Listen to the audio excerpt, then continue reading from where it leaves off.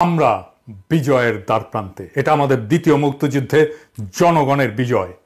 একটা খুনি, ফ্যাসিবাদী এবং গভীরভাবে দুর্নীতিগ্রস্ত শাসনের বিরুদ্ধে একটা বিজয়, যা আমাদের স্বাধীনতা, গণতন্ত্র, সমস্ত ধরনের মানবাধিকার কেড়ে নিয়েছে। এই বিজয়ের মধ্যে দিয়ে আমরা আমাদের স্বাধীনতা, সার্বভৌমত্ব ফিরে পাব।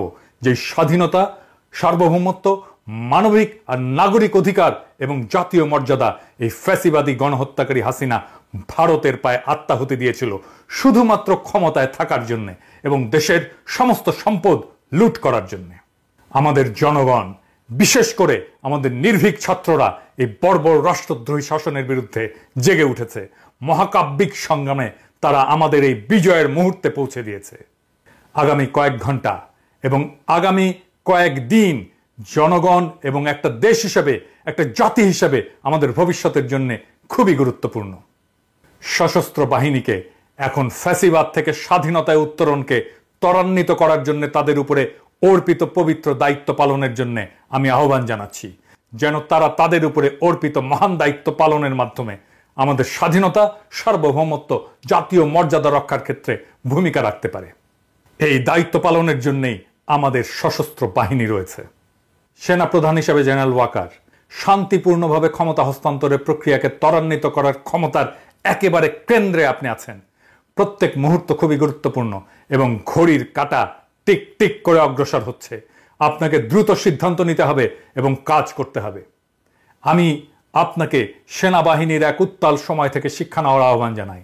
1975-এ জেনারেল খালেদ মোশাররফ কার্যকরভাবে চেইন অফ কমান্ডের দায়িত্ব নিয়েছিলেন, কিন্তু কি করতে হবে সেটা নিয়ে তিনি দ্বিধান্বিত ছিলেন।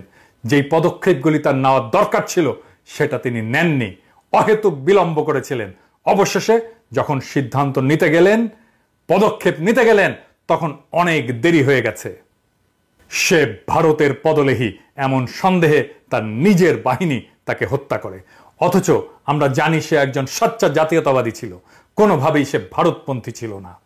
জেনারেল ওয়াকার, আমরা জানি আপনি এমন একটা পরিস্থিতিতে আছেন যা খুবই বিব্রতকর। এই ফ্যাসিবাদী রক্তপিপাসু অবৈধ প্রধানমন্ত্রী আপনার আত্মীয় এবং তিনি আপনাকে এই পদে নিয়োগ দিয়েছেন। এটা আপনাকে দ্বিধাগ্রস্ত করতেই পারে, এমনকি অনিচ্ছুক করতে পারে তাকে ক্ষমতা ত্যাগ করতে বলার জন্য, তাকে ক্ষমতা ত্যাগ করতে বলার জন্য চূড়ান্ত পদক্ষেপ নিতে। কিন্তু একজন অভিজ্ঞ জেনারেল হিসাবে আপনার এটাও বুঝতে পারার কথা যে বর্তমান ছাত্র জনতার গণ আন্দোলন, গণ অভ্যুত্থান শেখ হাসিনার পতনের আগে শেষ হবে না। এমনকি তাকে বাঁচানোর চেষ্টা করা বৃথা হবে। হাসিনাকে অবশ্যই যেতে হবে এবং আপনি তাকে ক্ষমতা ছেড়ে চলে যাওয়ার দরজাটা দেখিয়ে দিতে পারেন। আপনি যাই করুন না কেন, হাসিনাকে অবশ্যই বিদায় নিতে হবে। চলমান আন্দোলনের সময় আপনার কয়েকজন অফিসার যে গণবিরোধী ভূমিকা পালন করেছে, তার জন্য সেনাবাহিনীর মধ্যে ব্যাপক ক্ষোভ এবং হতাশা রয়েছে। পুরো প্রতিষ্ঠানটা তার সম্মান এবং আমাদের জনগণের বিশ্বাসযোগ্যতা অনেকাংশেই হারিয়েছে।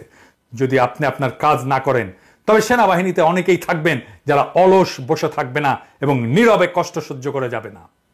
তবে যদি আপনি দ্রুত জনতার আকাঙ্ক্ষা বাস্তবায়নের জন্য অগ্রসর হওয়ার সিদ্ধান্ত নেন, হাসিনাকে শান্তিপূর্ণভাবে ক্ষমতা হস্তান্তরের জন্য বাধ্য করেন, তবে হাসিনার ফ্যাসিস্ট শাসনের অবসান শান্তিপূর্ণভাবে সম্পন্ন করা যেতে পারে। যে কোনো বিলম্ব আরো ব্যাপক রক্তক্ষয় এবং আমাদের অর্থনীতি এবং সমাজের আরো ক্ষতি করবে এবং একটা অব্যাহত অনিশ্চয়তা আমাদের শত্রুদেরকে ঘোলা পানিতে মাছ শিকারের সুযোগ করে দেবে। তাই আমি আপনাকে আপনার নিজের এবং জাতির ভবিষ্যৎ বিবেচনায় সঠিক পদক্ষেপ নিতে বলি। মেহেরবানি করে আপনার বাহিনী নিয়ে এগিয়ে যান এবং তাকে ক্ষমতা থেকে সরিয়ে জনতার হাতে ক্ষমতা হস্তান্তরের ব্যবস্থা করেন। জনগণের এই বিপ্লবী জাগরণের সময় আপনার ঐতিহাসিক ভূমিকা পালন করেন। আমাদের জনগণ সম্পূর্ণভাবে আপনাদের সাথে থাকবে। হাসিনার শাসন কার্যত মৃত। এখন এই শাসনকে সমাহিত করার কাজে আপনি হাত লাগাবেন। আপনি কি অপরাধী হাসিনাকে ক্ষমতাচ্যুত করার জন্য দ্রুত পদক্ষেপ নেবেন এবং আমাদের দ্বিতীয় মুক্তিযুদ্ধের একজন নায়ক হবেন, নাকি তাকে বাঁচানোর চেষ্টা করার জন্য একটা নিরর্থক এবং রাষ্ট্রদ্রোহী কাজে লিপ্ত হবেন? এই পছন্দ আপনার, এই সিদ্ধান্ত আপনাকেই নিতে হবে।